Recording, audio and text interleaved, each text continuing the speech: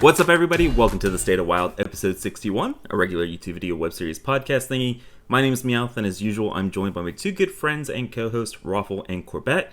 And this week, we're joined by a super awesome person. We are joined by the Hearthstone podcast aficionado, or podcast master, or whatever title you want to go by. We're joined by RidiculousHat. How you doing tonight? I'm doing all right. Thanks so much for having me on. I don't really want to go by podcast master. That sounds kind of arrogant. I mean, but it's true though, right? Well, I mean, Had, it is your job generally to come up with the nicknames when it comes to the VS pod, so we're just a little, That's true. Yeah, inexperienced. Yeah. It's okay. We'll workshop that one. I'm doing all right. We've got a lot to talk about. Excited for some of it, and interested to hear your takes on some other things. And I'm excited to get an outsider's perspective on the topic of Wild, as well as some other upcoming things within Hearthstone more generally. So happy to have Hat on, and looking forward to a great conversation. Yeah, there's been stuff that I've really loved this week, and stuff that I haven't. It's been a bit mixed, but I've really liked the BG stuff in particular, and I'm sure we'll dive into a whole bunch of stuff that wasn't as fun. That's what I can lend to this episode here. I'm happy to share my insights in the Twitter meta as a long-time tweeter. Yeah. I mean, I think it's going to be super helpful just getting kind of outside perspective of everything that happened this week, which is, I think that's the big thing, because I feel like, especially, us who spend a lot of time on Twitter and in Reddit and streams, so we experience Twitch chat, we kind of have a very, I don't want to say biased, but we hear the same thoughts, right? We're kind of in an echo chamber when it comes to that, and so specifically for the Wild community, so it'll be really interesting to see some outside thoughts about kind of not only the format, but also kind of all the discourse that happens about the format. But we'll dive into all of that. Before we get into kind of the brunt of the episode, I mean, Hat, a lot of people that are listening might not know who you are, right? Because, like you said, you're not a Wild expert. So do you want to tell the people who is Hat? Gosh, that's a big question. Okay, so I tweet a lot and I play a lot of Hearthstone, and I also stay in tune with things that are happening both inside and outside the client a lot. I don't know. I've been a part of the Hearthstone content discourse ecosystem for 6-7 years now, a long time. But I don't do the Twitch thing. I don't have the attention span or focus for that, and the day job is somewhat demanding, but I've always been interested in seeing how people experience the game and talking about it, and I've always been interested in having opinions and sharing them, because that's what the world needs, is more opinions on social media, I guess. So I've been doing podcasts for a long time. Started with Coin Concede probably 4 or 5 years ago. I started my first episode on Coin Concede was an Ungoro preview episode, so it's been a while. It's been some time. And then over the course of the past year, I've also we started the Data Reaper podcast last year during the first COVID wave, turns out, and that's been a fun data-driven look at the Hearthstone standard environment. And then I joined Angry Chicken, and I don't know, I tweet random garbage sometimes. I had a tweet poll today about how do you, when you want to say LOL but emphasize it, do you add extra L's or extra O's, or do you go LOLOL? And it's the third one for me. Like it's definitely the third one for me. Yeah. Same. That's the optimal way, because that's just more laughter. Otherwise, you're just drawing out the laughter. So the extra O's is actually leading the LOLOL right now by a few percentage points, and also the extra L's, the LOL, the long L, it only has 10% of the vote, but it's also how my wife laughs and emphasizes her laughs. So I've told her that the poll is wrong.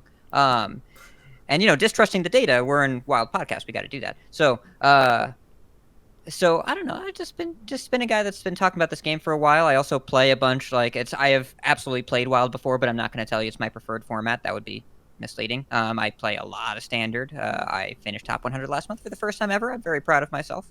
But I've gotten the double 11 a few times. I think when I enjoyed Wild the most recently, it was when Reno Quest Dragon Mage was a thing, which I think was that last yearish? I think it was last yearish. I'm It trying to think if it was the year before. Might have been. Yeah, I think it was like close No, to it two was years definitely ago. it was 11x. I remember getting 11x, and I remember that not being a thing before last April. So that had to be late Ashes, right? Because Oh, Scholomance, yeah, yeah, yeah, yeah. I yeah. was thinking Because when because Scholomance came out, Quest, this Darkglare thing happened. right? Because Quest Mage was sort of the counter to Raza at the time, and so it was Yeah. whenever Raza, right before Raza got reverted, was when that deck was around. I think. So that had to be Ashes era. Um, yeah, I was playing a lot of Hearthstone then. Oh yeah, because I was furloughed from work because of COVID. It all makes sense. Yes. So that was the Ashes meta. I really enjoyed it then. Then Scholomance happened, and there was some stuff with Raised Dead and Flesh Giant that still hasn't really stopped happening. Turns out. So we should talk about that and not about me. But thanks so much for having me on. And yeah, just I'm here to provide perspective on the Twitter meta, and then also just Wild in general from a perspective someone that dabbles with Wild and talks to Wild players, but isn't really a part of the. I'll call it the Wild feels like the house party scene where I keep going in different Twitch chats and it's the same people and they just rotate who takes turns streaming. I feel like the Tempo Storm guys just have shifts because there's always one Tempo Storm meta snapshot person streaming and everybody else is in their chat and then they just keep going. And I also don't know when NHL NJ fan. I don't know when he sleeps or where he lives because I think he lives in Europe now. But I Yes. message him at 3 a.m. his time and 3 a.m. my time, and he's awake both times. I don't know when I'm he pretty sure he sleeps. doesn't sleep because he's literally Okay. always awake. Like we do THL He, stuff, and I see him screen sharing right now in Discord. He's streaming to somebody. I'm watching him do it. It's 6 a.m. his time. What's happening? all right, we do appreciate having you on, and of course, before we dive into all of this, though, again, lots of news, lots of stuff to talk about. We do have to take care of some housekeeping stuff. So first things first, whether you're watching on YouTube or listening on Spotify, Apple Podcasts, wherever you're catching the podcast, if you guys enjoy the content, make sure you guys hit that subscribe button, hit that like button, and share with your friends. It's a small thing, but it does support us a ton. You can also support us over on Patreon by becoming a patron over at patreon.com/the-state-of-wild. And of course, when you become a patron, you get a whole bunch of sweet perks when you come join the State of Wild Discord server. But hey, come join even if you're not a patron. Still a great community, great place to talk about the game, great place to be and talk about all of Wild Hearthstone. All right, so let's dive into it. First things first. Tuesday was a pretty big day in the Hearthstone week. Okay, we had a bunch of things that happened. The first thing that's the most relevant to our format, yet still somehow didn't feel like news because we kind of called this coming like 2 weeks ago when Alec originally made this tweet that we were getting 2 nerfs to Warlock. For the past 2 weeks on the podcast, we've talked about how we expected Stealer Souls to go to 5 and we expected another mana to Flesh Giant, and lo and behold, that's what happened. Those are the 2 nerfs to Warlock. Stealer Souls went to 5. Doesn't matter for our 6. format. To 6. 6. Yeah. When it went up in mana, it It's doesn't okay. matter, right? Because it's banned in our format. So didn't really pay too much attention to it. I mean, not even knowing the mana, right? That shows you how much I didn't pay attention to it. And the second big change was Flesh Giant to 10. Or as a lot of WoW players in Deer Only will say, Flesh Giant was nerfed from 0 mana to 0. So, yeah, I mean, we saw these nerfs coming a long way away. But of course, people just didn't like these nerfs, right? People had their hopes up for God knows what reason. Maybe we were hoping for a Demon Seed ban, something like that. Maybe something more drastic like Raised Dead. No, we knew that this was coming. Hasn't really changed the wild meta. I think we're just as much Warlock. I don't know about you guys, but in the last week of the month, I played about 150 games, and I was at 56-60% Warlock in the last week of the month. I don't know if you guys have checked your numbers recently, but I was still queuing into a ton of Warlocks, even post-nerf.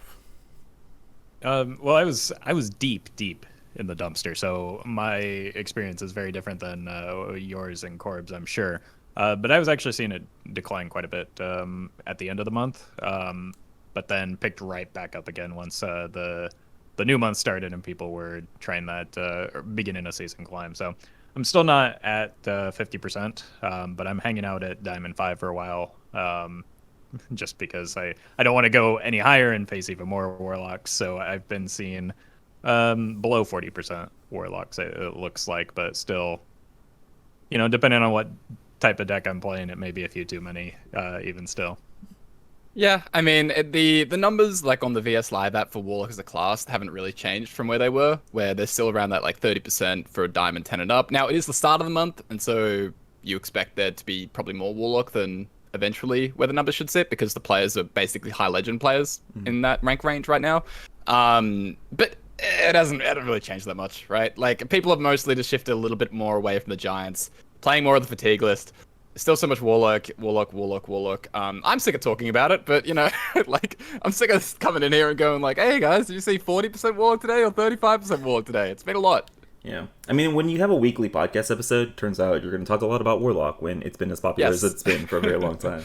I mean, I want to ask, I mean, Corb and Hat, since you guys play much more Standard than me and Roffle, it feels like, from what I've heard, these nerfs are really good for Standard, right? And Standard seems like it's in a pretty good spot right now. I don't know if you guys are feeling that as well, but that's kind of the vibe that I've been getting. I was about to say from Twitter, but, you know, it sounds like it's in a good place.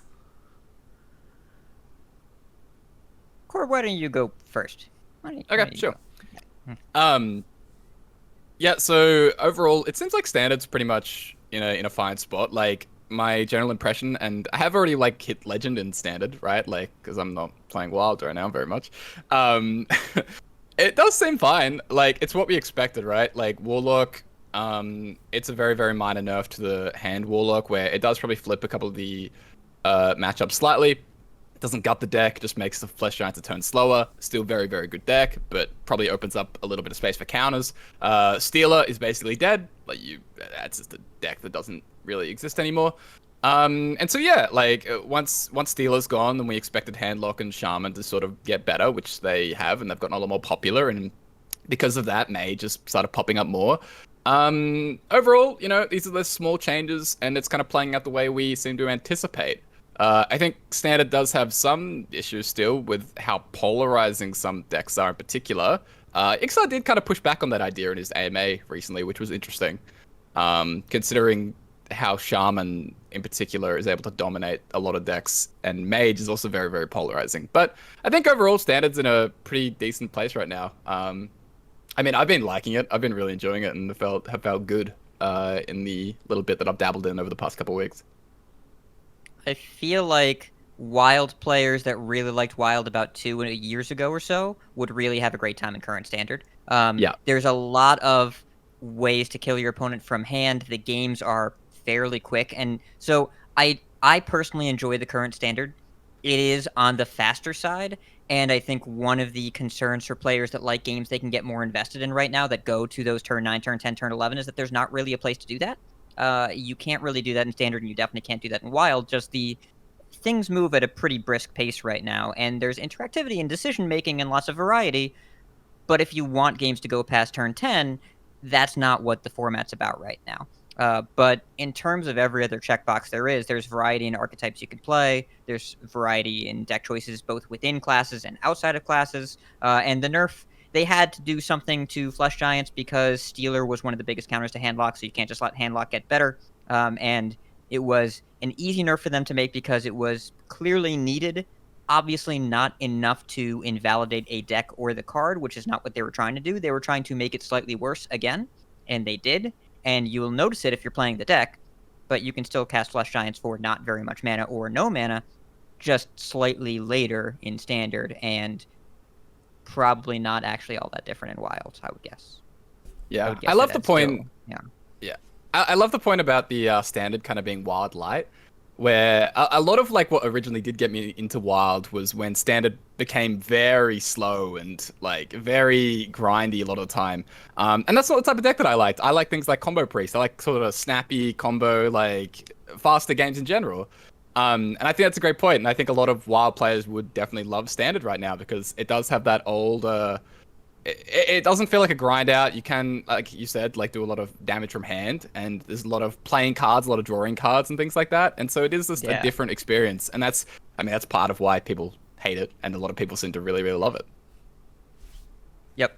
The opinions on the format are about as polarized the matchup seem to be. And I'd say the biggest criticism that I have of Standard right now that my buddy Raren made a video about is that you can't really go off meta without dying to the popular stuff very, very quickly. If you want to go off meta, if you're a creative deck builder, if you want to play Elwyn Boars or whatever, you're just going to die to Encanter Slow into Fireball, and there's not really a way to fix that because the on-the-rails meta stuff is so much better than any of the other stuff you're trying, and jank needs games to go longer to sometimes do the thing, and that doesn't happen right now. So if you're trying to go off meta, if you're trying to play cards that are suboptimal or going for a longer game strategy that needs a bunch of pieces to come together, you're just going to lose to something or get your hand glided away or get garroted or get fireballed or die to Wind Fury, Flesh Giants, or, stuff.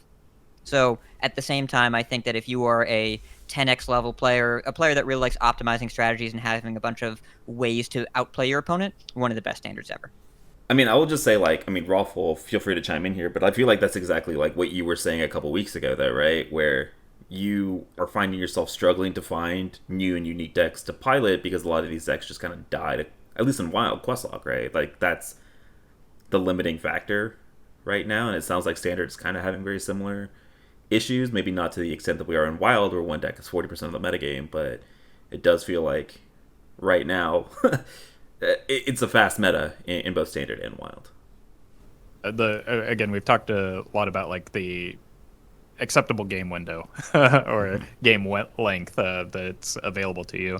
In Wild, that's obviously very much condensed, and it seems to be some of the same complaints that a lot of Standard players have had, or at least Standard players of a certain preference, like Kat said, that it's there are people that certainly do enjoy the abbreviated game length or the types of decisions that you have to make in that abbreviated window. And I think that there's some merit to that. I enjoy those decks from time to time too. What I don't like is the sort of being forced into that strict of a window for my game length, because there are times that I want to do things that require me to get to turn 10 or later. And that's just like with the linear nature of some of the quest lines create, that's just becoming less and less possible, right? Because we talked last week about the persistent effects, but really what it comes down to, I think, is inevitability. And just about all of the quest lines offer some form of inevitability on your opponent, so that's going to speed up games. Yep. All right, we'll dive deeper into kind of the state of Wild later on in the episode, but... you like that transition? I'm learning from last week. Hey, that's the name of the show. He said the thing. Yeah. I did the thing. I'm proud of myself. Something that Blizzard should be proud about is this new BG's update, right? So we're recapping all this news from Tuesday. So the brand new BG's update came out. BG's is out of beta. It's on the main page of the UI. 37 new minions. I'm not going to lie to you, I've been playing much more BG's than I have Wild. The new set is a ton of fun. Been spamming some demons. Demons are my favorite. They're a ton of fun to play. Happy to see BG's success, and I think this new update's been pretty awesome. And then last but not least, we got to talk about Mercenaries. So this is the brand new game mode. This was kind of like the reason for all the hype on Tuesday. So Mercenaries, this was their announcement of the new game mode. And if you just watch the announcement video, right, you watch that reveal video, I came out of that not really completely understanding what the mode was, right? I had to go and read a bunch of articles afterwards to kind of completely understand what was going on. And so kind of from my understanding, it's very much a game in the realm of kind of Raid Shadow Legends or like Summoner's War, kind of one of those styles of games, right? Where you kind of collect mercenaries, you level them up as you go through kind of combat, right? The combat is very similar to Darkest Dungeon or like competitive Pokemon, right? Where you have a team of 6, 3 at a time. They have strengths and weaknesses, right? So protectors, I think, beat casters. Think about Pokemon, Meowth. Yeah, red beats green. I don't green remember beats what blue. green is though, right? That's what I'm saying. Protectors beat fighters. Fighters beat casters. Casters beat protectors. Yeah. So I just remember red beats green, green beats blue, blue beats red. All right. It's and then you kind of just take on missions, right? And the levels are very similar to like Slay the Spire, where you have a bunch of small minions or encounters that lead up to the final boss battle. You beat that, you get a bunch of experience for your units. potentially unlock some other units and stuff like that. You level up gear, you level up abilities, all that kind of good stuff, and then you can have a PvP aspect where your team goes against other people's teams in some sort of leaderboard. So it's one of those kind of games. Again, for as much hype as it was, I came away from that reveal stream very kind of let down. I know that's been addressed a bunch on Twitter and stuff like that, but kind of once you learned about the game mode, very interested in y'all's kind of takeaways about Mercenaries itself, and are you hype about the game mode? Yeah, I think you're definitely not alone in maybe some initial confusion. I know Hat wrote a great article on it that I'm sure you can go into a little bit more detail on. Me personally, like based on what they had described and explained early on, it was almost exactly what I was expecting. So I had the benefit of playing a lot of these games in the past, and based on the little information that they did share, kind of going in expecting it, and even still, it was kind of it was very information dense and a little bit overwhelming. Just going into some of the minute details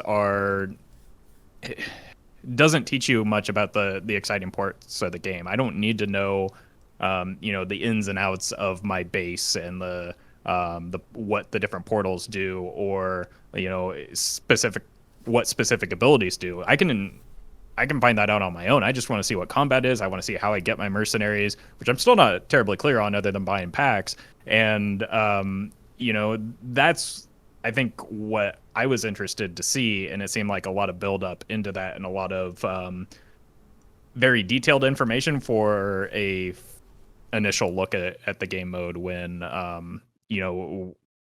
we haven't seen hardly anything other than the map prior to this. So even with that baseline information, it was still maybe a little bit dense in terms of the information it provided.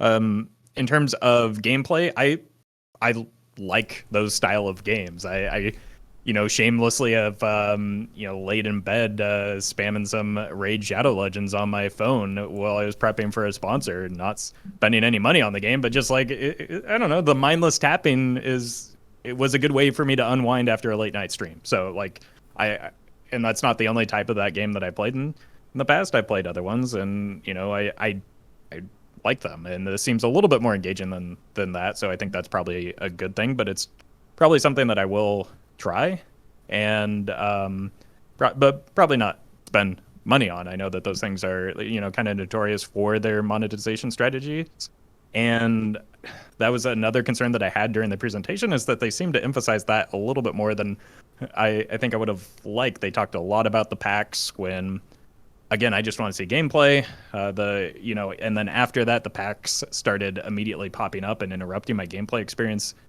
in Hearthstone, which is a little bit concerning and reminiscent of what some people don't necessarily like about that game. So that was a little bit concerning, but in spite of that, I'm still somewhat optimistic that it will be a fun game mode, because again, I like all of the games that seem to be inspirations for it, in terms of I like the map from Slay the Spire. I like the combat style of Darkest Dungeon or Pokemon, depending on where you're coming from, and I like the hero collection thing. That's just kind of fun from those type of, I guess, gacha games. But like, I don't know, I know that me personally, I've kind of become numb to that type of is monetization. So I just I can ignore it easily and not spend money on the game and still find a way to enjoy it. So I think I'll probably do the same with this, but there are aspects of it that are a little bit predatory, and I hope that maybe that isn't the case for Mercenaries. And I think Ixar has mentioned that that there is certainly ways to accumulate all of the mercenaries and whatnot without spending any money on the game, and I hope that proves to be true, because I don't know, it's not going to be my main game mode, I imagine. So I don't think I don't want to feel obligated to spend money on it to have fun. I think there was only one thing that I really learned from the presentation, and that was that Raid Shadow Legends is actually a real game and not just some money laundering scheme on Twitch, which was my general impression. Apart from that, I basically just came away very, very confused. And so my opinion on Mercenaries is basically the same as before the announcement. I don't really know anything. I don't really care right now to go and learn too much about it. because I'm sure that information will be packaged better. This was just horrific. This was so bad. Like, it's not even just saying this didn't go well. This was about as bad as a launch for a new game mode could have possibly gone. I'm not sure exactly what happened behind the scenes, like whether it was just people that were too heavily involved in this. Like the tweet that I sent, my first reaction was that it was probably made by people who felt very absorbed by the game for months and months. And so there wasn't really this understanding about what all this information would do to a new audience. But I don't know, it was pretty horrific, I think. And we'll see. I mean, Hat, you wrote an article about it, so let's let you rip on this thing.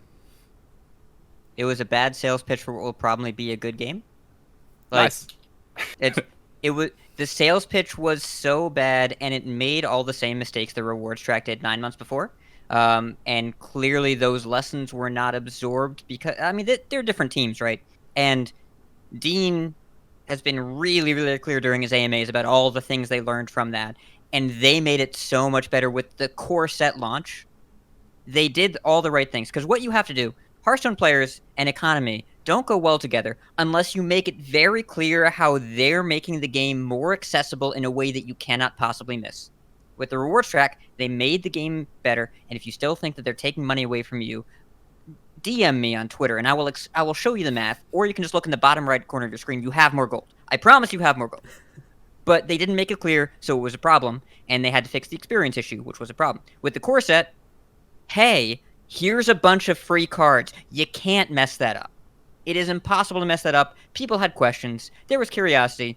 But when you start with the base assumption of what are the logistic details of all of my new free cards, that's a great place to start from. You really want to start from there. Mercenaries once again started from economic ambiguity, and Roffle, you put it very well. Getting that bizarre garbage fire of a presentation and then logging into Hearthstone and being asked to put money into the Hearthstone bank wasn't the right thing to happen. You can't do that. I actually disagree with you, Corbett. It couldn't have possibly been people close to the game. When you're too close to something, you skip details. You assume people will get details. They gave us way too many details. I think they made the opposite assumption, that they had to overcorrect for the amount of depth that they were putting in this mode because they wanted people to understand it was deep. But they skipped a very important part, which is show us the damn game.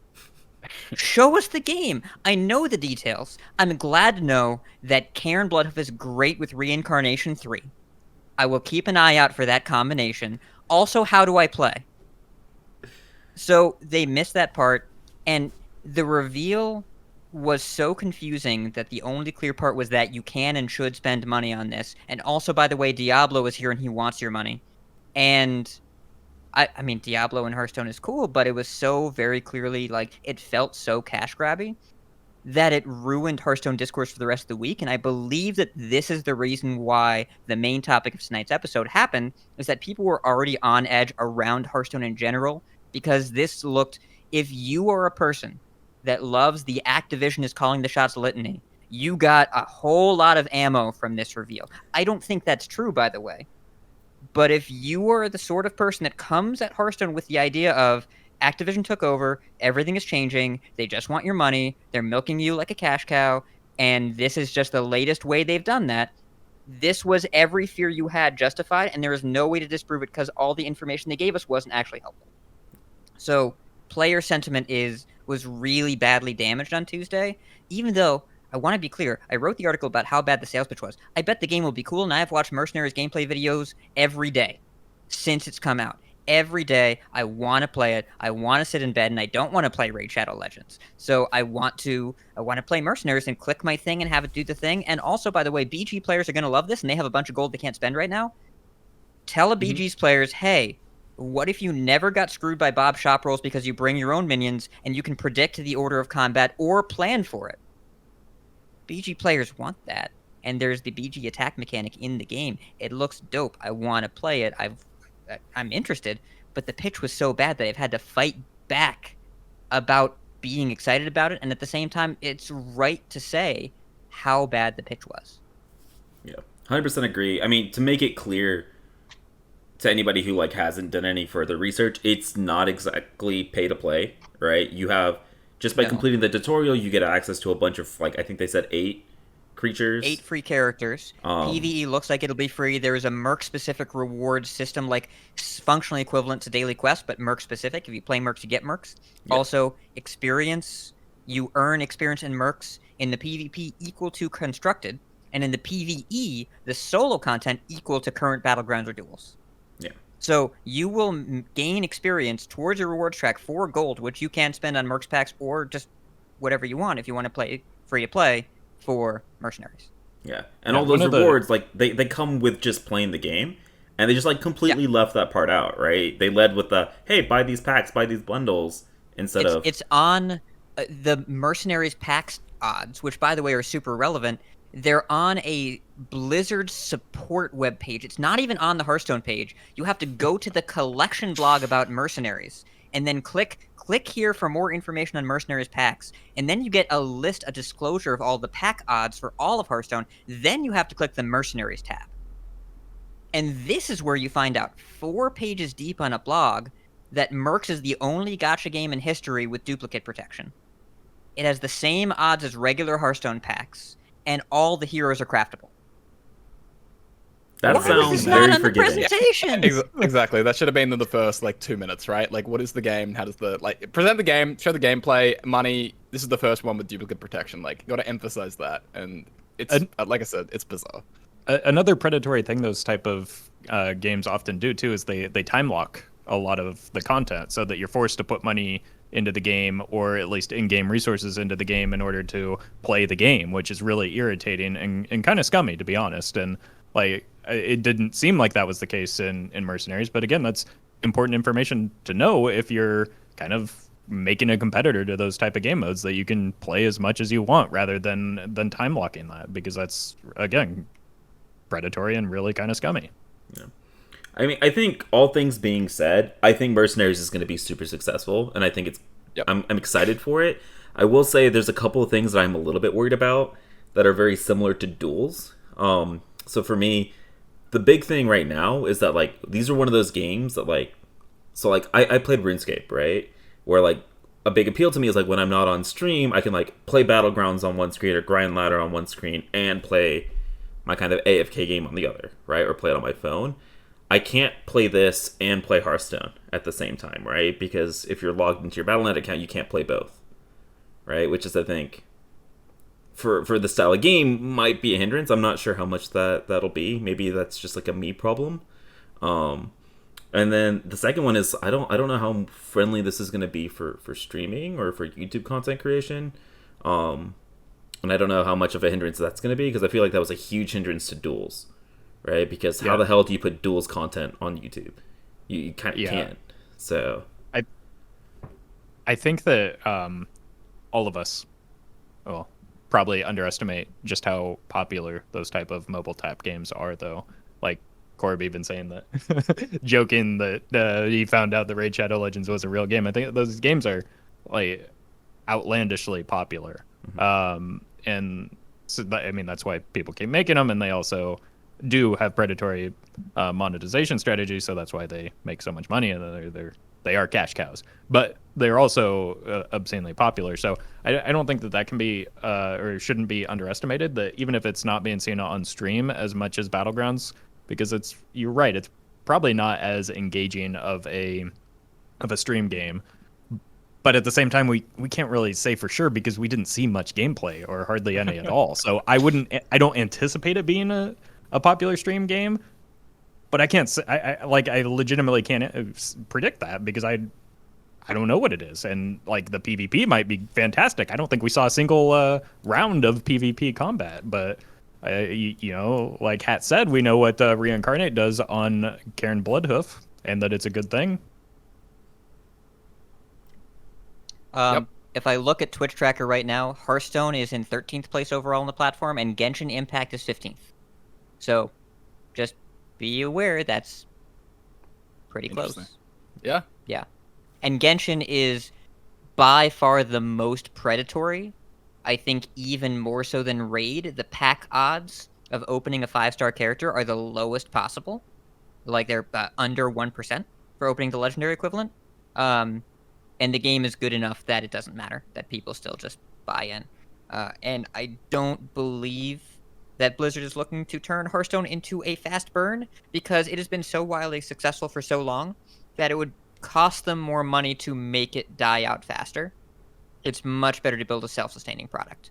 And I don't know, Roffle, you're right that these are really popular, and also, remember how no one thought that people would want to watch Battlegrounds? Mass Hysteria Simulator, lol? Yeah, they were wrong. It was popular.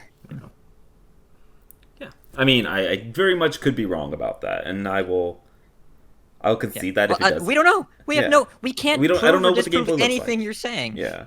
But I will say I'm excited to play it, and I think that's kind of it took me a while though, right? It was kind of the big thing, but I'm excited for it, and I think a lot of people should be.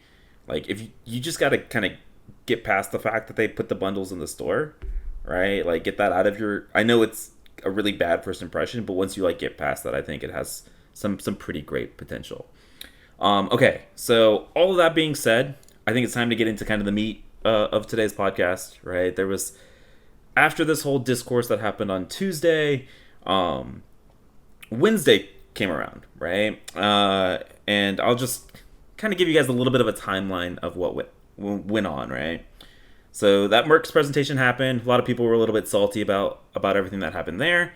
Wild, again, like we talked about, we got one nerf, and it was not a significant nerf. It was Flush Giant up by 1 mana.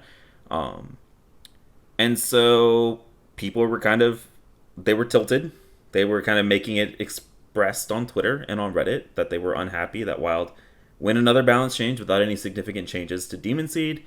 And then a couple of standard players and standard personalities kind of made some comments about the Wild format, and kind of just triggered this kind of verbal war via Twitter and Reddit. So yeah, it was Wednesday was a fun afternoon. I'm not gonna lie, as a spectator for most of it, I enjoyed it. Like, I was having a good old laugh at reading a lot of what was happening, and then it kind of started getting, personal between some of the messages, which is, obviously on another level and not okay. But yeah, without calling specific people out, it was a lot of standard players making some pretty kind of uninformed, maybe not the greatest comments towards a very kind of angry, frustrated player base, and then that player base kind of lashing out in a very not okay way towards those personalities. And kind of the whole point of this conversation was these standard players kind of reached out and said, hey, Wild isn't meant to be balanced. I don't know why you guys are complaining about balance. And kind of Wild players took that personally. And I know we've talked about this on the podcast, but I kind of just want to reiterate this, that I think in the view, at least of all three of us, this is like a really dumb take, right? That Wild shouldn't be balanced. I don't know if you guys want to go ahead and just like reiterate your stances on this, kind of before we move on. Before we move on, I'll just say that like this whole discourse led me to uninstall Twitter from my phone, and it was a fantastic decision. I found myself just like scrolling through these garbage takes from both sides. The fantastic thing about like a Twitter feud is that it has this magical capacity to make both sides just look dumb and wrong. Like, and it's like watching a train wreck, and that you kind of get engrossed in it. And I just realized I just don't need this in my life. So, it's part of my job, so I do still have a Twitter. But now I have to like go to my computer if I want to see what's going on, and it's just it's a much more healthy way to engage with it, I think. I will say that I mean I've expressed my stance on a Wild balance in the past. I think that I'm maybe not as on board with as regular changes as you and Corb, because I don't play competitively, but I think that there's very clear outliers that we're seeing right now, and I think that it's even very clear to Team 5, and they've addressed that, as I'm sure we'll discuss, and they're aware of it. I think that something that can't be overlooked is that Tuesday's patch was, I don't want to say rushed, but like needed to just get through to fix standard while they're already doing a big patch for Battlegrounds adding mercenaries to the shop. So like that was a planned patch that they were just kind of like taking advantage of, and that's why the nerfs were fairly light and weren't as large scale. And with that in mind, I think that one of the, I don't know if it was the initial thread because like Twitter does weird things with its timeline now. One of the initial threads that started blowing up and making people really mad was worded horrendously and meant to. It was an attempt to, I will say, to rage bait. I think it was intentionally inflammatory for the sake of engagement. That said, the main point was meant to be that sometimes wild players have maybe poor expectations for what Blizzard does with the format, and I think that is true. And that is, represented by the fact that people were mad that the announced nerfs happened the way that we kind of expected them to happen. So, there is some truth to that, and I don't like I said, I don't think that it was worded properly, and I don't think that either side is correct in this. I think that people were just mad on the internet, and it was frankly kind of embarrassing for all parties that were involved in that type of discourse. That I think that there is some truth to the fact that as a player base, especially the highly engaged WoW community, has their expectations misaligned with what Blizzard has not only consistently done, said, and repeatedly shown for what the WoW format is. And you choose to play this game mode in spite of that. Where is the expectation that there's going to be frequent and regular changes coming from? Even in spite of that, I think that there's, as we'll see in the future, there's pretty good evidence that we probably will get changes. They're just not maybe as immediately as people were expecting. Yeah, it very much felt like there were kind of two different conversations going on, and a lot of the rage was sort of circling around because people were largely having two different conversations. The first is the expectations, right? That's kind of what kickstarted it off. I mean, I'll say it. It's a Jalix tweet. Jalix put it out there that wild players can't read. Here is what you were told, what the format was 5 years ago. I don't know why your expectations were different than what we got with the nerfs. And the thing is, in the sense that players were having unrealistic expectations, it was true. We called out what the nerfs were going to be. Alec has basically told us what the nerfs were going to be every single patch since I think the Janus post, watch post nerfs, when that happened, he explicitly said which classes, how many cards. And so the nerfs have been 95% of the time super easy to guess. And so I didn't expect any wild changes. I thought Flesh was to 10 and Steel to 6, and then that's what happened. And so I personally wasn't mad. A lot of people in Wild, they have misaligned expectations because they don't, I don't think, know what's going on in Standard. They thought that Raised Dead might have been a target. They can nerf Raised Dead because that'll fix our format as well. And it's no, they were never going to touch Raised Dead. That Raised Dead is not a problem in Standard. It's fine. Nerfing it to 1 would actually make it better because Little Tammy just doubles it, and then that's something that would be really powerful in Standard. Yeah, you don't want to buff it. Yeah, exactly. Yeah. And Wand Thief is a problem too. Right, Wand Maker in both Priest and Warlock would actually make it better. The nerf to Raise Dead is actually remove the self damage from the card, but they won't do that either. Unlucky. But yeah, so there was the misaligned expectations, and that was one thing. But then there's the other thing, which is what should Wild be? And that's different than what Wild is and what we've been told Wild is. So just because the devs say Wild is a certain way and they've kind of stuck to that mantra, doesn't mean people can't say, but we want it to be this. Right? You're allowed to ask for change. You're allowed to suggest that we want differences. And just because Wild was originally made to be something, or even is continued to be balanced in a certain way, doesn't mean that the players have to just accept that and they can push back and ask for different things. You're not going to get it necessarily, but it's totally fine to ask. And so, yeah, personally, I would love it if Wild got more balance changes. And I totally understand why people are pissed. I think I also don't think the format is going to return to how a lot of people imagine. A lot of people seem to think that a couple of nerfs might bring back turn 10.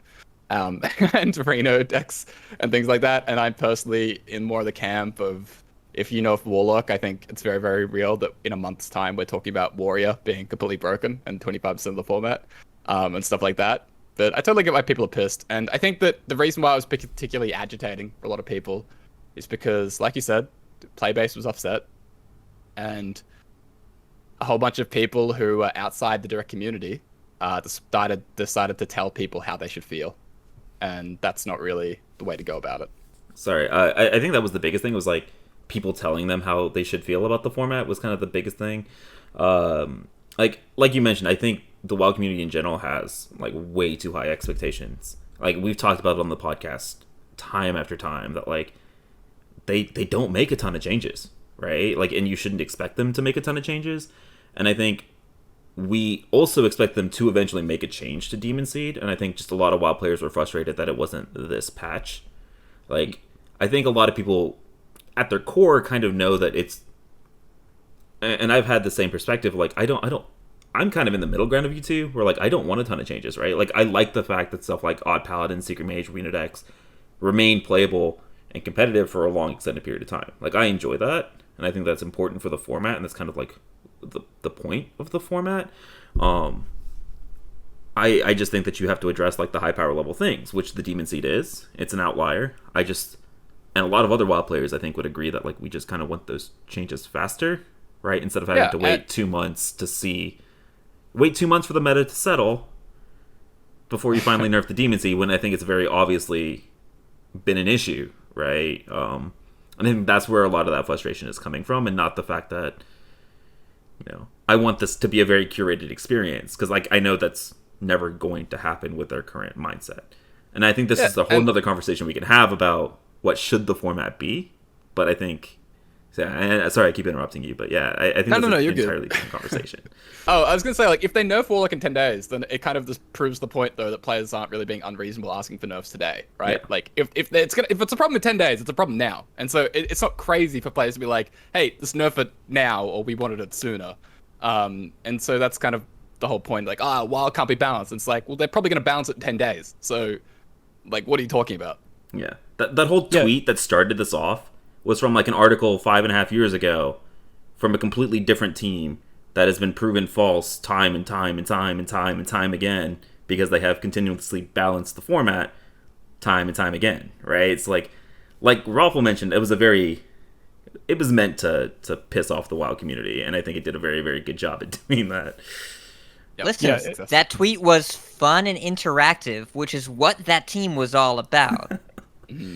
So a couple things about that post, not the tweet, but like the initial post. You're right in saying that like there's a completely different design philosophy associated with that, and that's like, I think that's a good thing, because I think that, you know, there are times when WoW does need to be changed, and right now is certainly one of them. I understand the frustration that the player base has right now, because it does feel like it's taking, well, you know, it's been around for a month. But like Corb said, that there are consequences to making changes that I think that a lot of like armchair game developers don't think about. That it's not just thing broken, fix broken thing. There are consequences to that, and if you know for Warlock, there's going like it might be Warrior, it might be something else is going to pop up, and then at a certain point you're just playing whack-a-mole, and that's not like sustainable as for what quite frankly is a secondary game mode to standard. We knew that going in. That's the part of what the post that still holds true. Wild is a secondary format to standard. Like and we opted into that format knowing that from the beginning. What's not true is that like things remain as they are. That's very clearly not the case. Things have been nerfed. The problem, though, is that there's more to that post that I think people are ignoring, because I've had this expansion cycle, people cite that same article with the Leroy Jenkins rotating to the Hall of Fame as a reason why the Demon Seed needs to be nerfed. So if we can't reference that article for why Wild should be Wild and, you know, this unbalanced place, we also can't use that Leroy Jenkins section of it, too, because there's a very different design philosophy associated with Hearthstone in that. So again, you know, we have to be consistent with our argument. We can say that absolutely Wild needs changes, probably more frequent changes. We got a fairly quick, ban from Steel Over Souls, and I think we are maybe a little bit spoiled by that. And our expectations are maybe set to a place where that's now the norm, and so the precedent of more changes or even quicker changes kind of is playing into what's caused some of this uproar as well. But the reality is that this was just kind of a sneaky patch that was secondary to the Battlegrounds and Mercenaries, and I think that maybe the team needs to have a longer discussion about how to fix the Demon Seed, because in my Twitch chat I think I've had very near all 30 cards listed as the problem card in the deck. So like, if the geniuses in Twitch chat can't figure it out, how is Team 5 going to isolate the problem that needs to be fixed? Because I again, we talked about this last week. I don't think it's a single problem. I think it's like Secret Mage. It's reached a point of critical mass in terms of synergistic mechanics. How do you fix that? Like, I don't know. Like, ban Demon Seed and then you just get quicker games from Pirate Warrior. So like, I legitimately don't know what the fix is. A lot of people have ideas, and that's probably something that, like, there isn't a single person on. It's not just Ixar back there flipping switches to determine what gets banned. When you have a team that's grown to the size of Team 5, like, decisions unfortunately take longer because you have to have some sort of sense of agreement in terms of what is the correct and best decision to move forward with. And unfortunately, we just have, like, we're stuck dealing with Seed Warlock, and it's not fun. And like, I understand the frustration associated with that. I feel it. I queued into like 3 or 4 in a row today, and I just gave up and started conceding. It feels bad. I want to hop over to Hat here, though. Like, I think a lot of this conversation has come from WoW players trying to, like, justify. It feels like kind of explaining kind of the WoW perspective of why WoW players were pissed off at this reaction.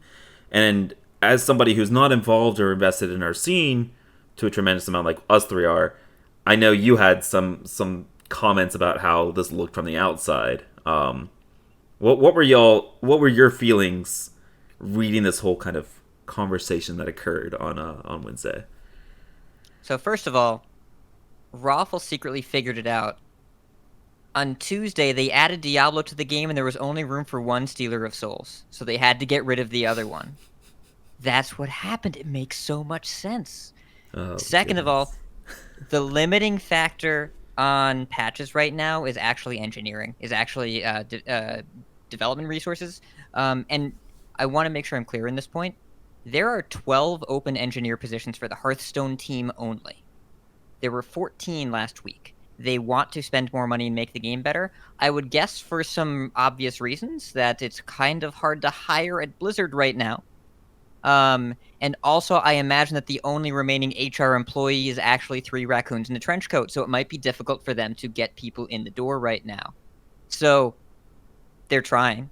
But Alec spelled it out pretty clearly. There was no localization on the patch that they just did that involved changing Stealer and Flush Giant. When there's no localization, that means the only things that are the same in every language are the numbers, so they can only change numbers. So there might be some larger changes that they want to do. They have a set patch window for the upcoming one, which I assume is either the 16th or the 21st, because those are kind of the windows that make sense, because we're going to get a mini set first week of October-ish, and I'm sure that'll break wild in some new and exciting way. We'll talk about it then. But so as far as perspective on Twitter fights, okay, just to be clear, if you crap on the devs, you were a tool. If you crap on players for having feelings, you were a tool. If you try to explain to people how they should feel, you were a tool. That's just good life advice. Right, yeah. That's if you try and tell people that what they're feeling is wrong, then that doesn't go well for you, and it shouldn't. And if you try and explain to people why them being upset is a bad idea, that is a bad idea to try and say. Now, the difference, you all touched on this so well. The difference is expectation versus experience. Expectation versus experience defines everything. Because the expectation of Wild is... I know this has been said many times by many smart people. Wild existed so Standard could exist. And it doesn't mean Wild shouldn't be a format that people care about. It means that you need every card in the game to be playable, so that it feels like your older cards have value, but you need a rotating format. You need Standard as the premier rotating format. It encourages people to buy cards. It's well curated. It's the marquee format. It keeps things fresh, whatever. So Wild is where cards go when they're not in Standard anymore, so you need a place for cards to go. That is why Wild initially existed. That's why they didn't have Wild stuff in the in-game store for a while, or you couldn't even buy it at all, because they didn't really want you focused on that, because it was just Standard with a little bit of extra, and it didn't really feel a lot different. Wouldn't be a good investment. They wanted to make sure that players weren't focused on Wild, they were focused on Standard. But the experience, this is where things got weird, for Blizzard in particular, is that Wild was accidentally super fun. For a bunch of years, Wild was a fun format where you could play things. It's like, this is cool. I want to do this. And Hearthstone's a younger card game. And by younger, I mean it's the only digital card game that has come out after Magic the Gathering that didn't die. And every other game since Hearthstone came out is imitating Hearthstone, not Magic. So Magic is near 30 years old. And by the way, if anyone tries to come at me with the balance of Magic as a bastion or example of a good thing, I'll link you to the Wikipedia article about their timeline of bans and restrictions over the past 5-10 years, and we can have a conversation about that. I don't think it's going that well, but they're working on it. They errated an entire mechanic 3 weeks after they released it, by the way. Just keep that in mind. But so they made Wild when Hearthstone was way too young to have an Eternal format, because they literally needed it right away after the second year of sets. And when it got to like 3 years, 4 years in, it was super dope. You could do all sorts of cool things, and it was faster than Standard, but like broken in a way that like, I actually think a good metaphor for how Wild feels is doing one duels run. And when you're about 4 games in or so, when you just got your second passive, that's when Wild was dope. And now we're 11 games in, and everything is ridiculous. And people are winning so fast. And it's like, how did we get here? Well, you know how you get here. It went longer. You got more stuff. And the developers knew the second they announced the format, there will be a point when having every card legal in Hearthstone in one place is going to be unbelievable. And what we're witnessing over the course of the past year or so, really since Skolo, unless you count... No, Snip Snap. Since Snip Snap, actually.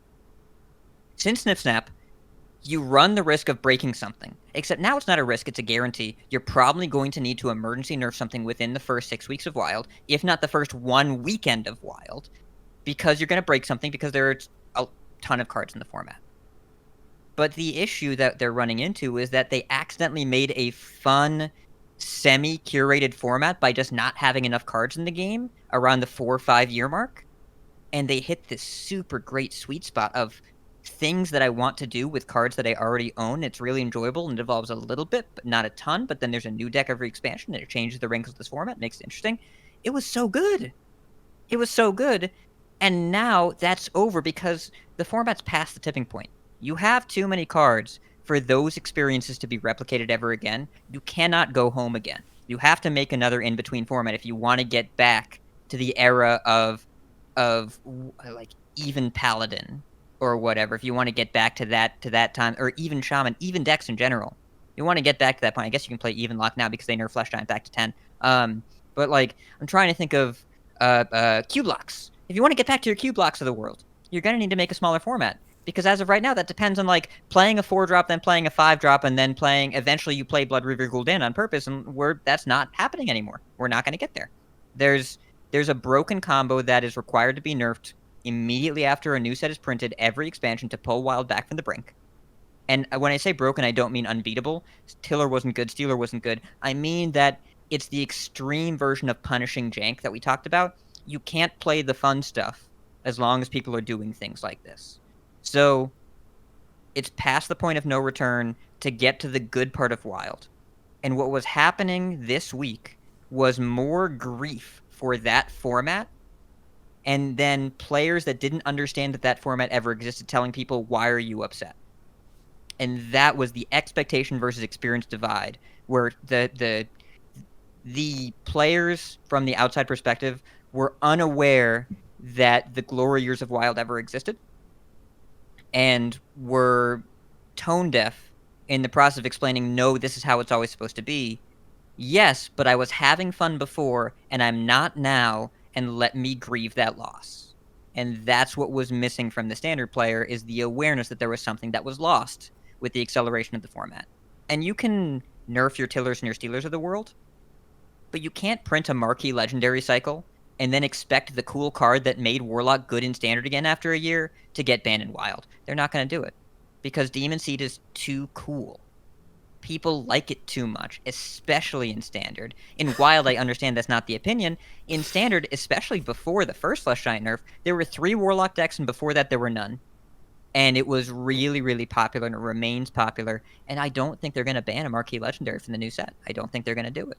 So I don't know if that's true. We'll find out. Maybe the balance team just like, no, this is the right thing to do, smashes the button, and then we deal with Void Touch attendants and Chips Cannons and whatever. Chips Cannons for multiple classes. But Wild, the old Wild, the fun part of Wild is gone. There's too many cards now, and you have to make a different format if you want to get that back. I mean, I wanna push back a little bit on that last point, right? Like, I don't know. I was having a ton of fun in Wild before this expansion came out, like before Demon Sea came out. I was having a ton of fun in Forge of the Barons. After they banned Stealer. Yeah, after they banned Stealer, right? And so I think what a lot of Wild players want, I know there's a very vocal portion of the format that, like on Twitter and on Reddit, that constantly want changes, right? They want nerfs to Secret Mage. They want nerfs, to Raza, right, prior to this whole expansion. They want nerfs to a bunch of different cards. I think what a lot of players just want is, like, let the format kind of naturally evolve, and then when these things do pop up, right, instead of having to play whack-a-mole, like Ixar was talking about, just, like, hit them all, and then if something else comes up, I think you hit it then.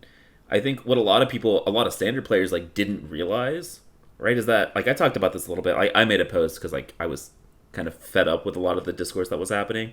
I made a post and I was like, I don't think a lot of people realize, like, in Wild, a lot of the meta is, like, kind of self-correcting because a lot of decks in the format do dumb broken things, right? It's just when something does the dumb broken thing a lot more powerfully and consistent and earlier in the game than everything else, then that's not very fun. But when every deck is doing dumb broken things, I think that's a fun experience, right? Even if it is changing. Even if I'm not able to play that Q block from 2018 or 2019, whenever Q block was, that was forever ago, right? Even if I can't play that same deck, I was still having a lot of fun playing a wide variety of decks and being able to do dumb broken things to compete with other dumb broken things. It's just now nothing competes with that dumb broken thing in Demon Seed. And then when that stuff happens, people want those changes. And so I think there was that disconnect there with those standard players. Was I don't think that they recognize that everything is broken, so it's balanced. It's just when one thing is so much more broken than everything else, that's when we want change. And I think a lot of the frustration just comes of, why do we have to wait so damn long for that change to come? I think is where a lot of that pent up frustration comes from. Yeah, and I think that slow incremental change is hardly noticeable. Like the format, year over year does get increasingly maybe a little bit quicker, a little bit more powerful, certainly. Like Meow said, some of that is self-correcting, but like we've never had an expansion that dramatically changed the format quite like this did. Like we've talked a little bit about this in past episodes, but it's the speed of the format has just accelerated unlike anything we've ever seen, to the point of like whiplash. Like we were talking about the broken thing being ice fishing into Flurgle Toxfin to clear the board in like slow grindy mid-range Galakron Shaman or sometimes even Reno Shaman. So like I think that plays into it as well, because like it's a very different format even from a little over a month ago, in terms of the pace of play. Even during the Stealer metagame, yeah, you got scammed by a Stealer on turn 6 or so every once in a while, but like that feels like the norm now, that something's scamming you, on at that same speed. So it's like the entirety of the metagame almost feels like the matchup strictly against Stealer of Souls. So I think that there is a little bit of, yes, there is certainly a degree to which like broken things happening in Wild are inevitable, but like it almost feels like the dam broke with United and Stormwind, and everything is just rushing through, and like it very much feels like quite a different format than even a month ago. Yeah, and you can say the same about Standard as well. It was a really big the whiplash effect from Forge and the Baron's Priest to where we are now is enormously different. But I mean, it's I'm mostly making the conclusion about how Wild is past the critical mass, not by playing a ton of the format. I will say, when I was trying to camp my rank in Standard, I played 3 or 4 games of Wild, and then I didn't do that anymore because Warlock was just better than the things I was trying to do, and I wasn't really interested in playing the optimal strategies. I mean, I was playing a little bit of Warrior because I saw the Warrior quest in duels. So I'm like, hey, I'll try that in Wild, and it was fun. And I killed a Glarelock by 1 in 5ing them with cannonball shots twice in a row. That was very enjoyable. They deserved it. But I'm mostly looking at how many emergency bans have been. Like your tillers and your stealers, when you start looking at nerfs that frequent, that in that close to each other, it starts to feel like the format is being held together by duct tape. But I absolutely could be wrong. But the play experience of like maybe you make a few nerfs outside of the questline effect, like you described, and maybe it's possible to bring the format back to that. You could play Luna's Pocket Galaxy with a straight face and see where that goes. But there is a level of inevitability when every so often they print sets with splashy marquee cards, usually 5th sets, and Scholomance was the last one that also had a dent on the Wild format, I think we can say pretty safely. When you put Penflinger, Raised Dead, and Flesh Giant in the same set, among other cards. Broomstick, Brick the Broomstick. Oh yeah, also Broomstick, right, that card. Scholomance neutral 1-drops. The worst one, I think, is Intrepid Initiate, and that says an awful lot, doesn't it? Still sees play in Wild, so yeah. Yeah, it's really, really good. There's Penflinger, Broomstick. What was the 4th one? There was a 4th one that was really good too.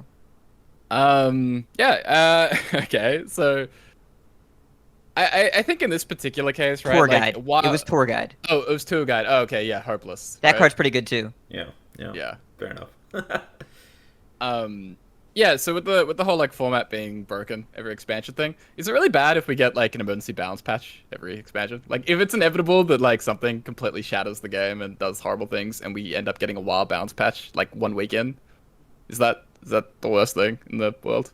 I don't know. No, and maybe it's something that like Kat said, if there's a need for engineering or a lack of people to perform these, maybe it's just something that moving forward needs to be prepared for as an inevitability, and it should be treated as such. I don't mind the emergency nerfs because like action is taken quickly. I didn't like playing against Tiller or Stealer of Souls, but like I didn't have to for very long, and they were honestly kind of just bad decks anyway. They just felt bad, so I feel like the format benefited from those emergency nerfs. So I don't think I think that those being an inevitability doesn't mean that the format can't be fun or similar to what it's been in the past. I think that it just maybe needs to be something that is treated as an inevitability by the Hearthstone team and prepared for. Yeah. So like the overall direction of Wild will get more and more broken, right? But that doesn't mean that aren't going to be outliers each set. And I think that's also like part of what a lot of the standard players, when the conversation was happening, they missed. They said Wild is always going to be wild, like Wild is broken, yada yada yada. But even like Meowth said, if broken versus broken, then it doesn't feel as bad. Like we can continue to trend in a faster and faster, more synergistic direction. But okay, if one deck is 30% of the format, you just bonk it, just nerf it, like it's fine. And then it's very rare that things get up to that level. Like like even Secret Mage at its peak, right? Secret Mage was usually maybe at 18 to 20% of the format in like Diamond range. And to be honest, like I was fine. Like personally, I guess like personally I would want more active balance changes, but I think within the Team 5 sort of framework and expectations that they've outlined, I think Secret Mage not getting touched in that time was totally fine. Like it's fine, whatever. Even though it was like 18 to 20% of the meta and really, really good. And so when we're talking about these issues, it's very, very extreme, right? Like it's rare that decks are becoming 25, 30% of the format, completely warping things and creating these super weird, horrible play experiences. And so if you just bonk it, it's fine. Like the meta after Stealer nerf, a lot of people loved it. LPG Mage, really, really good. Reno Shaman, like playable, great, like new deck that people hadn't really been able to play and a lot of people loved for a long, long time. Dead Man's Hand. Dead Man's Hand had a resurgence and started popping up and things like that. It's a A cult. lot of people loved it. Yeah, it's a cult. Yeah, the Dead Man's Hand cult. And so that was just off one ban. And like if we just have to do that every expansion, yeah, the format's gonna get more and more broken, whatever. But I just think you just bonk the clear outliers while having a clear understanding that over time, yes, your Reno decks are probably gonna die out. It doesn't mean that you just let everything ride out.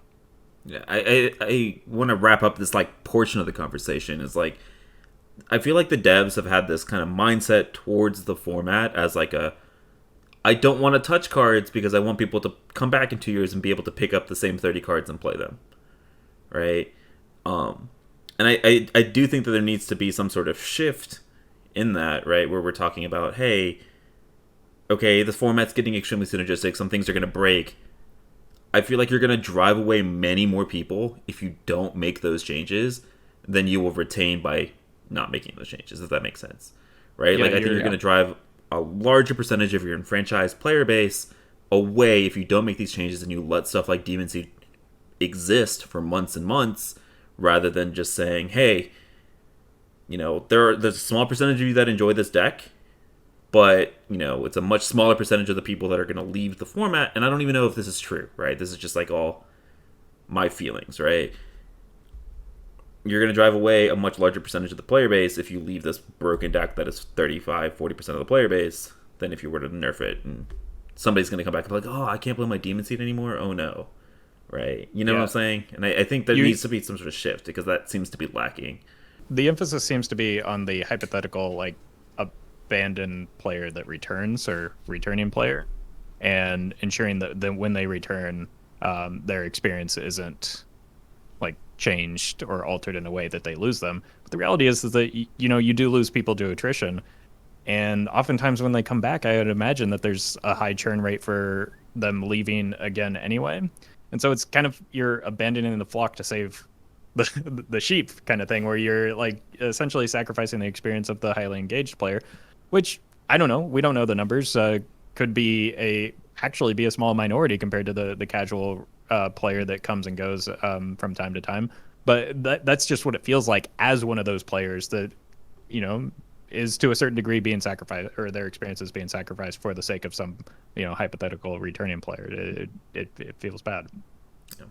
I mean, so as somebody who doesn't play a ton of Wild, do you just pick up the same 30 cards every time you come back to the format, or you just like pick up the new version of that deck or pick up the new hotness?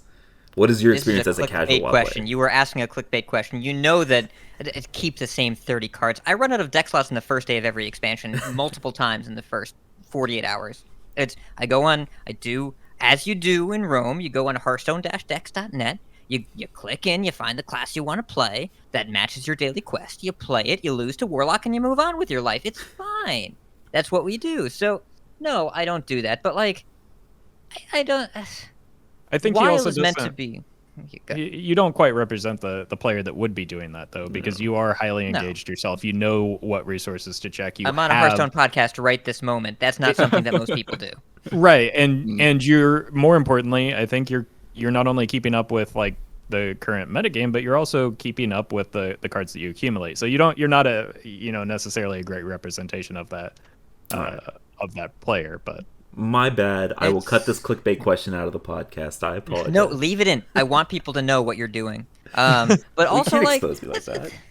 there's a realistic argument to be made that a former Hearthstone data analyst, DaraJN on Twitter, talked about how the focus on Wild was definitely more towards the really, really large entrenched casual player base that, like, they fixed the red X problem where your deck stopped being playable with the, you know, convert to standard and the auto deck builder and all that stuff. Like, they've worked really hard on making sure that the average player, and the average player is casual, remember that in the old ranked system, 2/3 of players never broke old rank 15. And the average player also plays 2 classes. So their job is to make systems and tools for those players to always be able to click play and get their deck in a game. But I don't think that player would be particularly affected by balance changes because they don't care about the meta by changing the same 30 cards. If one of their cards costs a little bit more, I don't think that's going to be the exit point anymore. Because the theoretical player that never changes a deck list for multiple years, if they didn't notice that the meta had new cards in it or that they printed a new class that was really, really green, then, like, they're not gonna be affected by balance changes. I don't buy that argument. Yeah, that's something that I've always felt for years and years is why you should generally try and balance and cater towards your highly engaged player base, because those players and streamers drive a lot of traffic. And the people who aren't very engaged probably don't even notice a lot of changes in the first place, because why would they, right? Like, do you think, like, I don't know, I don't think a lot of, like, if you tune in 1 month and then 6 months later, I don't think you really think about Nitro Boost costing 1 mana or costing 2 mana or something. It does seem very strange to me, but then again, I'm not, I don't have the stats, the info, like, I'm not an analyst for any of that stuff, so it's just very, speculative, but it does seem strange to me, and I think in general, I would expect that catering to more your highly engaged player base would be a net positive than trying to cater to your intense toilet break player base. So I bet your other 2 highly engaged wild player co-hosts will agree. Yes. And I'm not saying that I disagree. I am saying that I know there are cultural divides here. East versus West is a very big thing that's often cited in Wild. And I understand as well, Lovely Duke tweeted, like, there is a lot of dissatisfaction from the China server about Wild right now because have you played Wild? Of course there is. I don't think there's an easy answer here. I don't think this is something that, like, catering to the high-end player base. The high-end player base is also, like, even despite the state of the format, is continuing to play. Like, they're not, like, I understand there are some folks that have been very active about quitting, but I don't think that we can just say we should cater to the higher player base, because also your cards working the way they used to work definitely makes a lot of sense as to one of the big appeals of Wild. The process that Team 5 uses to approach the 2 formats is pretty clear. In Standard, when something is an outlier, they fix it quickly, and in Wild, they usually let the meta self-correct, which is a big appeal of Wild, and your cards stay the same. And I don't think that's a bad approach. It's just in the modern era of Wild, that approach doesn't account for the amount of brokenness that can happen that requires some kind of intervention.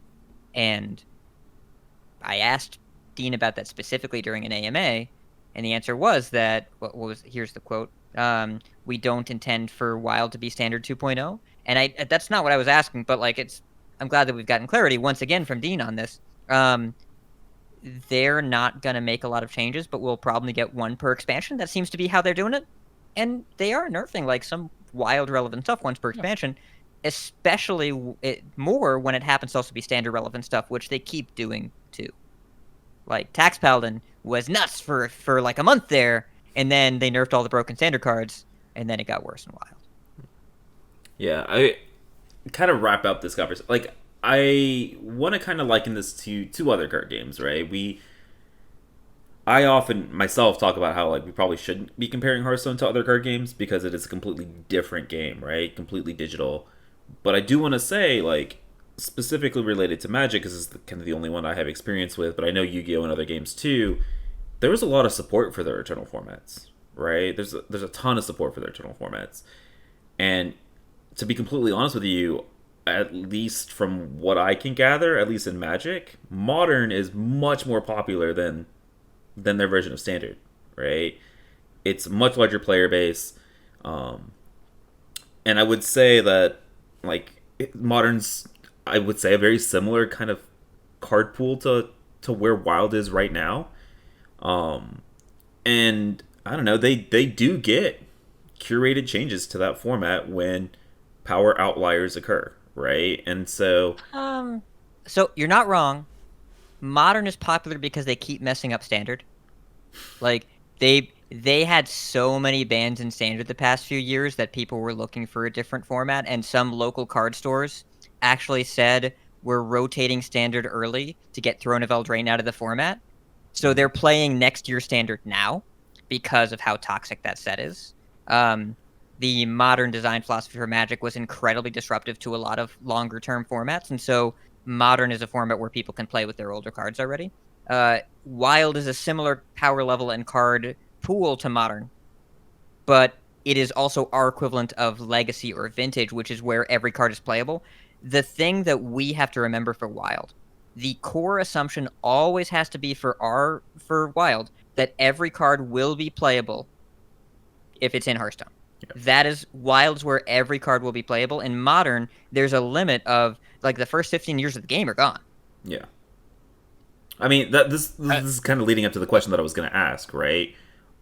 Do you think we're getting to that point where we have to start asking ourselves the question of, like, I brought this up in the post that I made on Twitter, like, do you think it's time for this kind of eventual divide of the WoW format, right? Where you kind of have this legacy vintage portion of Wild where every card's unbanned, every card's playable, and then you kind of have a more curated version of the format, right? I know the WoW player Wild base is versus Mild. Let's see if it's time for Wild and Mild. I don't know, maybe. I mean, I don't know how you guys feel about that. Standard player, what do you all think as entrenched Wild players that are engaged with the community? What do you all think? My concern for this has always been the fact that Wild has frequently had a population problem and will only, like, dividing a small population in half. I don't know. It presents some issues that I feel like are maybe being overlooked.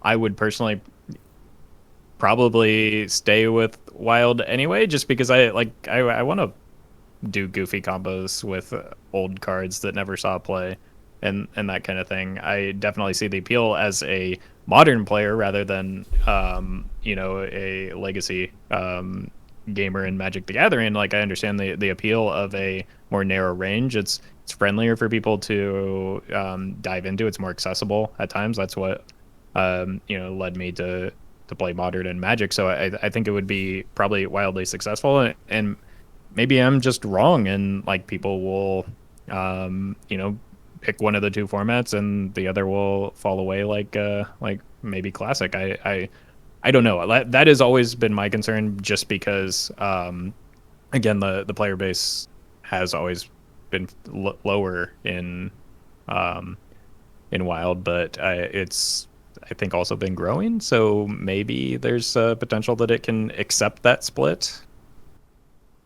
I think we're like far away from that right now. Something I will say, me out this a correction. Yu-Gi-Oh, like, it is Wild.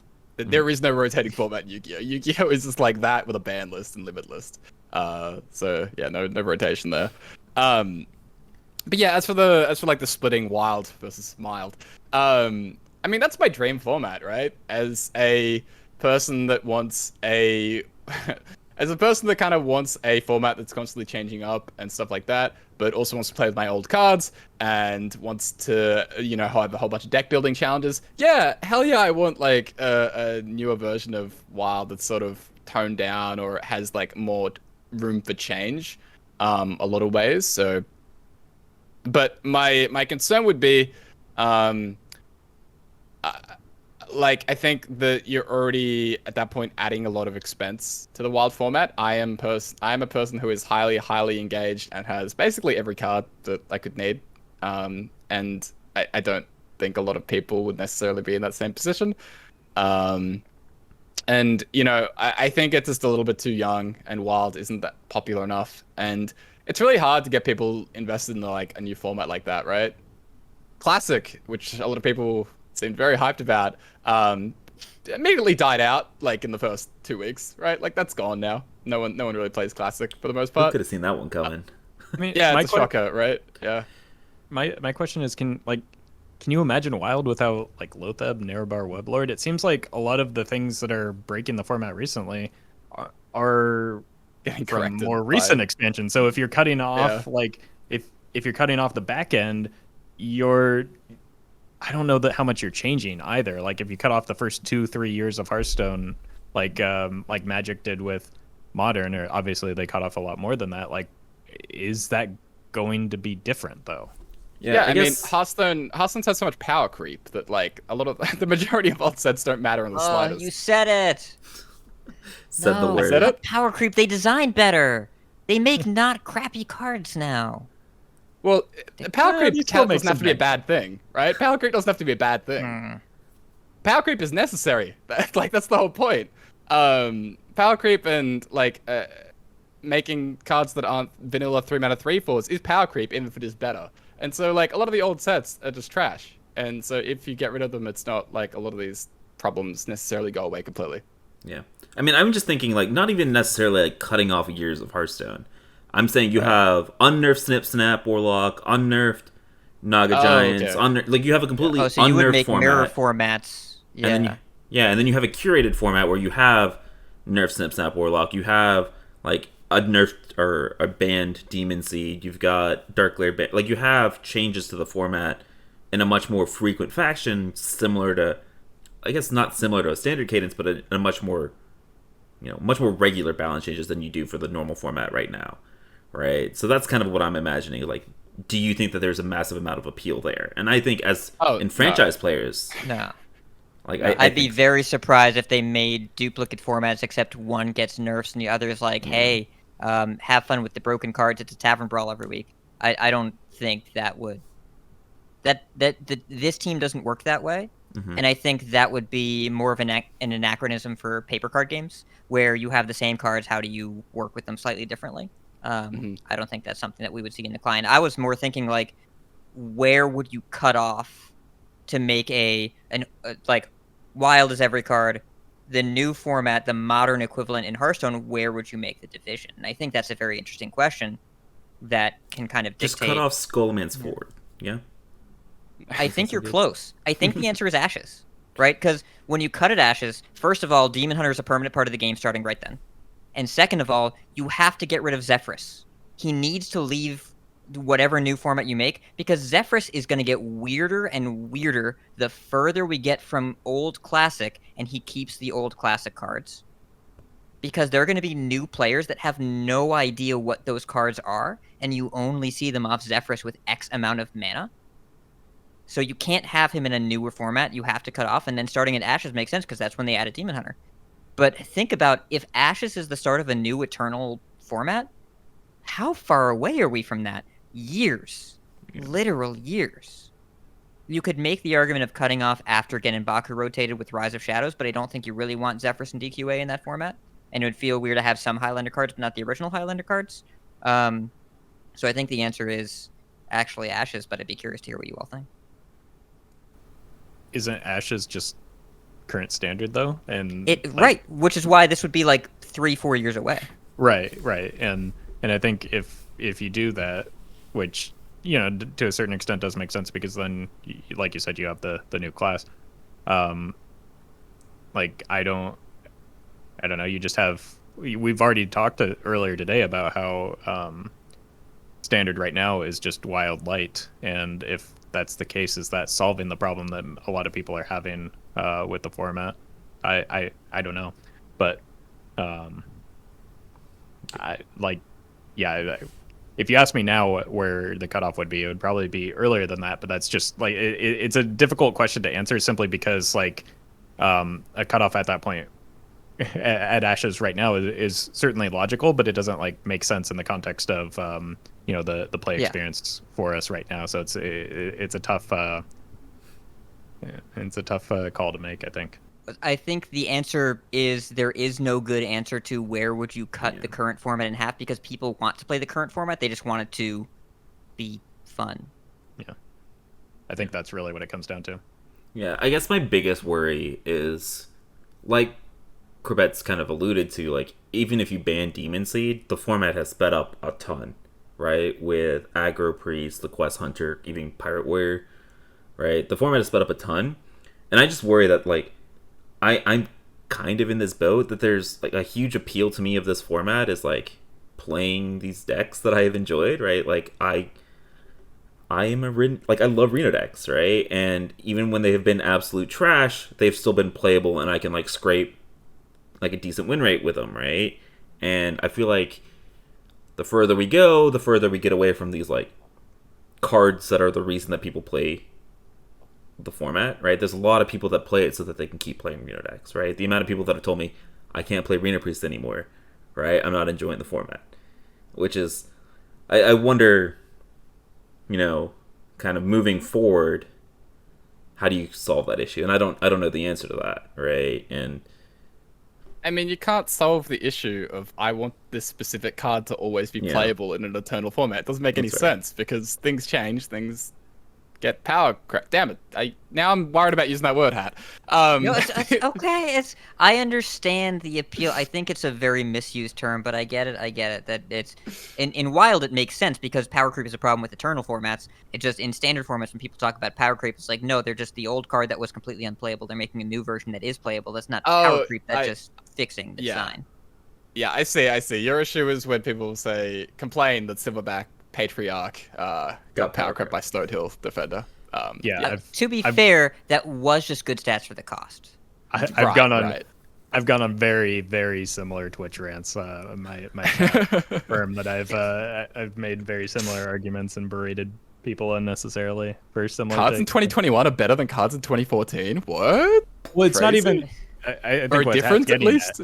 I think what he's getting at is that like cards in 2021 are better than unplayable trash cards. Unplayable trash. Yes. From 5 years ago that were just pack fillers. We still have those today. Yeah. They just are fewer and farther between, and like they're just different. Yeah. Anyway, digression. Yeah, but so I don't think you can ever just solve this issue of wanting to see the one particular type of deck. And I don't think necessarily that should be the goal of any balance changes in Wild. Yeah. I don't think that they should go in with the goal of, guys, we have to keep balancing every expansion if Reno Priest isn't tier 2. If it's not tier 2, then we've completely effed up. It's all gone to shit. It doesn't really work like that. And so, yeah, I don't know. I feel for the people that are sad that they can't play their Reno decks, but, you can't solve that problem forever, and you can't stop that, and we might just be well past that point already. I don't know. I want to see what happens after they do nerf Warlock, because they're gonna nerf Warlock. It's happening. I mean, just to butt in, just proof. Okay, Alec did tweet out a couple days ago, 2 days ago. Full patch created specifically, talking about many things, nerfs and buffs. The approach to Wild is to act in extreme cases. The current case is clearing that bar. So we are getting changes to Warlock. Just to set expectations, probably clearing that bar. So probably clearing that bar. It's not a certain. Yeah. No, I think this is important because we talked about this at the beginning. That expectations are important. That we will probably get nerfs to Warlock. I don't. It is not been confirmed or certain yet, but we can maybe look forward to them. Yeah, and when we probably get changes to Warlock, we will be able to probably see when where the whole Reno situation falls, right? We're going to get a much better understanding of just what the format looks like in a post-Stormwind world. Because, this is the current big cap that stops a lot of the slower decks, right? There is this complete and utter inevitability. Turn 8, you are dead every single time. And maybe there's still too much inevitability from other decks. Maybe it is still Pirate Warrior and Quest Hunter and whatever. But on the other hand, maybe that's not how it plays out. So we have to bonk this little gopher or the whack-a-mole thing, and then we'll see if another one pops up. But maybe it'll be fine. I mean, again, they gutted Stealer, and then the format became this really slow, sort of Reno deck heavy environment, and we'll see how this plays out. Very important question here to wrap up this conversation. Is it called whack-a-mole in Australia, or is it like whack-a-koala or something like that? Like, is it the same thing? Usually when I go to the carnival, it's more roller coasters me out. I'm not really. I don't know if we really have like whack-a-mole type stuff here. Missing out. And we're definitely not going to hurt any koalas me out. That's a. I thought koalas were evil. I thought that was like the whole thing. No, they just that's high bears. and sleep. They're just high on the eucalyptus that they eat. They get completely out of their mind and they just sleep for 18 hours a day. Honestly, I relate to a lot of koalas on that last part. All right. To wrap up this conversation, I think we want to wrap it up to the conversation that started all of this on Twitter, and specifically, kind of just, I feel like we had this conversation multiple times on this podcast before, but kind of just how WoW players kind of go about talking about the format and complaining about the format and the way that they do it, in a way that like I feel like sometimes, I know this is probably not true, okay, but I cannot confirm nor deny, but I feel like sometimes they're just like, man, like the devs, do we really want to nerf something for a while to kind of like give credence to all of the like personal attacks and complaining on Twitter? Like I feel like sometimes they could just be like, well, let's just give them another couple weeks of Demon Seed and see how it goes. I know that's not how it goes, but I just feel Stop like that. I like I just feel like the way that a lot of people complain about the format makes it seem like we're all whiny little babies, when that's like not indicative of the entire format, but it's like a really large percentage of the population will like at Ixar, at Alec with these like really kind of blech tweets, you know.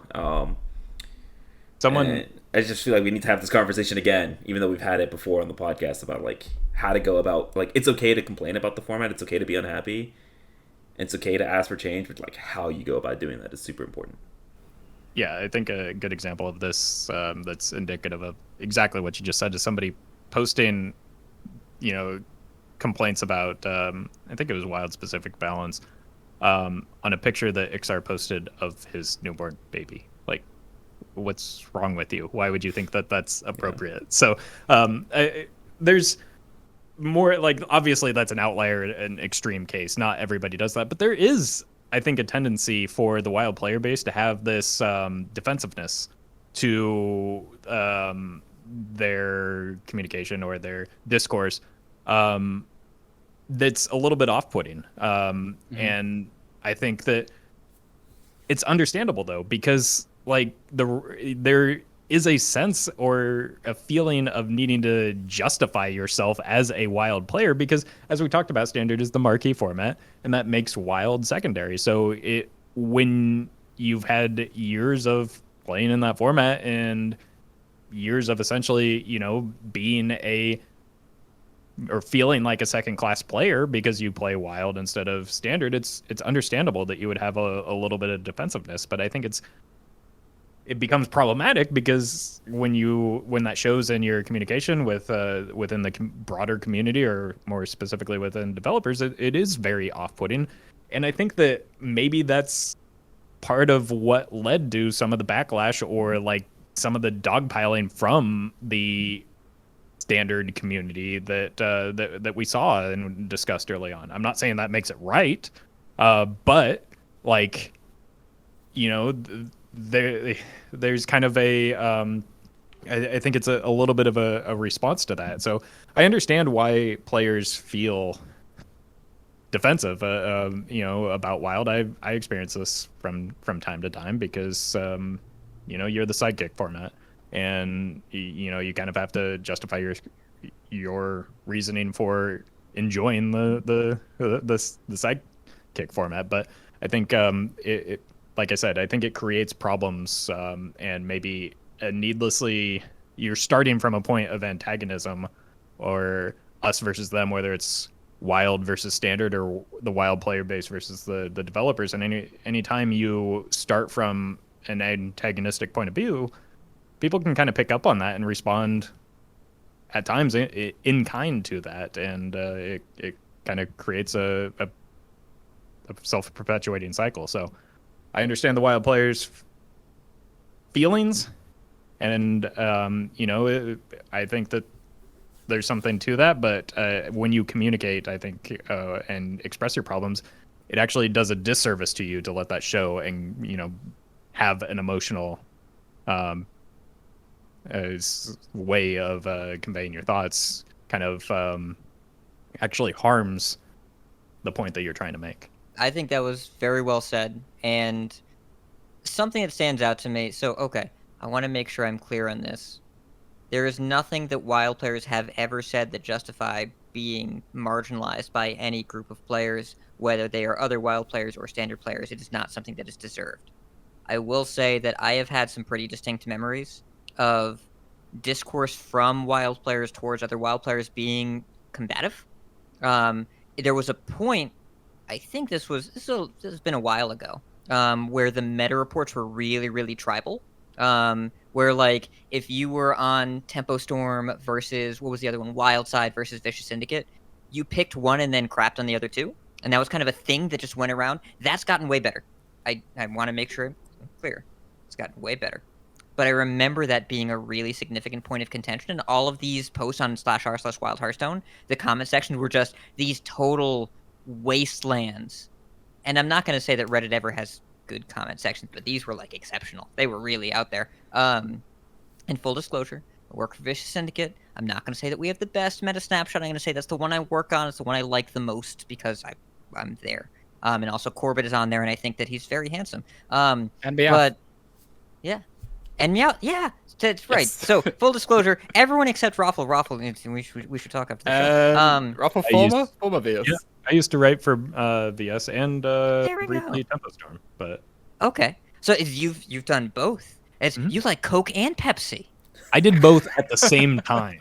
At the same time. During That's like all being- during the tribal outrage too. Like it was. But somehow you escaped unfazed. It must be the hair. I was acting as both Romeo and Juliet, which Wow.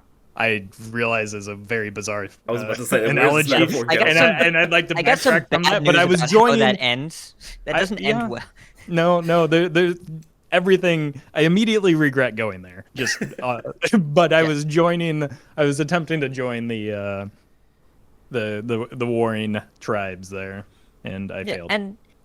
And there's been some contention, and also Wild has a lot of very popular content creators that tend to be more incendiary and critical.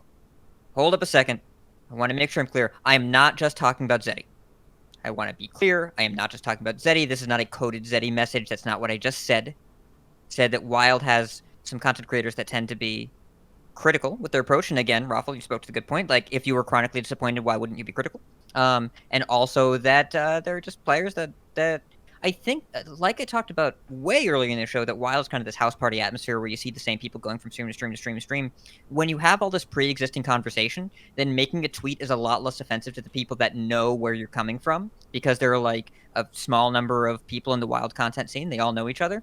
Making a tweet about that to your friends that are going to get it, they get it. But the people that are outside of it's like, whoa, this seems way out of line. But you've just spent an hour talking about it in Discord, and also the entire prior day, and also just in Twitch chat and whatever. There's a lot of context that's missing there. So I think things read a lot more aggressively than necessarily come across. There are also some people that just tend to take a more incendiary tone. I've had positive interaction with Zeddy. The only negative interaction I've had with him actually was my fault. But also, Zeddy tends to take a pretty critical approach to Hearthstone in general. That's kind of his vibe, and he's extremely influential and a very, very good marketer. And the communities around these content creators that are articulate and good marketers and are focused on what they're trying to talk about, the people that pick up those ideas aren't always as articulate, and sometimes can bring some heat to the discussion that wouldn't normally occur in other formats with a more broad scope of content creators. And so I think just the general temperature in the room of Wild tends to be a little bit higher, combined with the lack of relative data on the format, combined with the varied experiences of players in the format. There's a lot of ingredients here, along with different perspectives on what the format should be, that lead to conflict. And constantly seeing conflict spilling over might be something that players that engage with Hearthstone Twitter regularly are tired of seeing. I'm not going to justify, again, the attacks on Wild players specifically and saying you should just be happy with your format that you used to have fun with that you don't have fun anymore. But in general, I think the temperature is higher in the format, and it's a smaller group, and so that things tend to boil over a little faster. Very, very good points there. I just, again, reiterate with all that being said, just attacks on the devs because you feel like they're not doing their job is not okay. I think that's like just the big take-home message. Like, yeah. You're not going to get more frequent balance changes by, leaving messages on Ixar's post about his baby, right? Or, like, adding Ixar 300 times with a very specific... Like, that's not how you're going to get more frequent changes. And it kind of just, like, puts a negative light on kind of the format in general. Especially if you like the format and one changes, that's just, like, not the way to go about doing anything. So just be careful. Or mindful of how you're doing all of that is kind of the big thing. Being nice is good. I mean, dude, Hat dropping all the life lessons today on the podcast, right? That's a complicated one. Yeah. Oh. Don't be a dick. Like, Life lesson number 37 on the State of Wild episode 61 from Ridiculous Hat. One that I live by every day. Just don't be a dick, guys. That being said, I think we've been going for a very long time, so I think it's time to wrap up the episode. I had a lot of fun, and it was really good getting some outside perspective, about kind of everything that's going on in, the Wild format in kind of regards to the larger Hearthstone community. So Hat, thank you again for joining us this week. And for those of the people that don't know all of your podcasts, I know you don't have a Twitch, but you still make probably more content than all of us here, except for Roffle maybe. Roffle does everyday YouTube videos. I still don't know how you do that, but you still make a crap ton of content. So let the people know where they can find you. well, thank you, and really enjoyed being on here. And I will say that your all perspective was also really helpful. It's nice hearing from people. I mean, I listen to your show, but also it's nice just talking to you all and like seeing where your heads are at. And I do have a Twitch. I stream 3 days a year. I stream on release day of every expansion every year. I change my card backs every time I don't open a legendary for 20 packs, and I track which one is the most lucky, because you never know when you'll need that information. As of right now, I think my lifetime leader is Pi. I tend to use a lot of the food-based card backs.